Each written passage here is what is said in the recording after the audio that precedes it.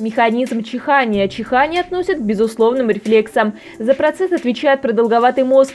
Механизм чихания, попадая на слизистую оболочку раздражителей, стимулирует нервные окончания. Импульсы поступают в тройничный нерв, затем в дыхательный центр. Мозг дает команду, по которой человек делает глубокий вдох, максимально наполняя легкие. Приподнимается мягкое небо, сокращаются дужки зева. Спинка языка прилегает к твердому небу, изолируя ротовую полость. Мышцы сокращаются, повышается внутриутробное давление, и воздух выталкивается через сомкнутые голосовые связки.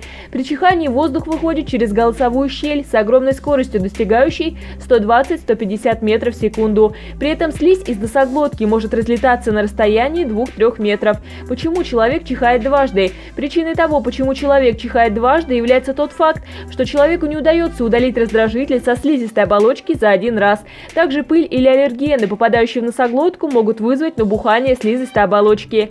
Причины чихания. Кроме попадания на слизистой оболочки, существуют другие факторы. Вирусные заболевания. В результате внедрения вируса происходит отек из слизистой оболочки, что приводит к раздражению рецепторов. Аллергия. При попадании на ткани носоглотки веществ, вызывающих негативную реакцию организма, начинает вырабатываться гистамин, что приводит к чиханию. Измерение гормонального фона. Часто заложенность носа и чихание появляются у женщин в период беременности.